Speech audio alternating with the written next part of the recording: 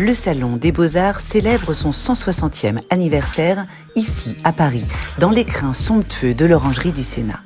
Au cœur de ce salon mythique résonnent encore les grands noms d'Auguste Rodin, Édouard Manet, Henri de Toulouse-Lautrec, Pierre Bonnard, Brancusi et plus récemment Zhao Wuqi ou Vincent Munier. Car ici, les talents ne se conjuguent pas au passé.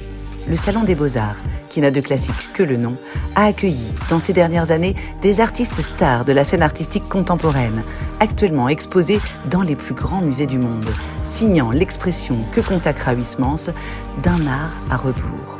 Peinture, dessin, sculpture, photographie, les artistes ne s'enferment pas dans un style ou une catégorie, mais brisent les codes pour réinventer l'art de leur temps. Ce salon d'été voit donc s'épanouir de nouveaux grands noms à retenir. Artistes établis ou génies méconnus, peu importe, ils se donnent rendez-vous chaque année depuis 1864 pour dessiner les nouveaux contours du monde de l'art. L'étoile montante Margot Laurence Neal expose son déluge de couleurs et de chair à la manière d'un Caravage kitsch et fleuri. Ici, le talent se décline au féminin, dans ce salon qui fut le premier de l'histoire à avoir reçu des femmes artistes, Suzanne Valadon et Camille Claudel, Jacqueline Marval ou Cécilie Abot. Leurs héritières sont là, devant nous. Pippa Dirlaga, lauréate du prix d'exception Puvis de Chavannes, déploie ses dentelles de papier dans des sculptures aériennes.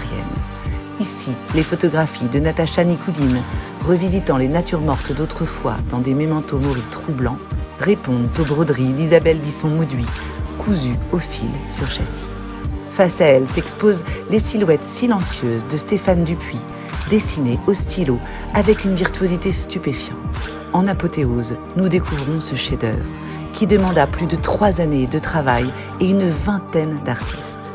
Une édition anniversaire qui célèbre avant tout ces artistes visionnaires, réussissant par leur art à capter l'essence de leur temps.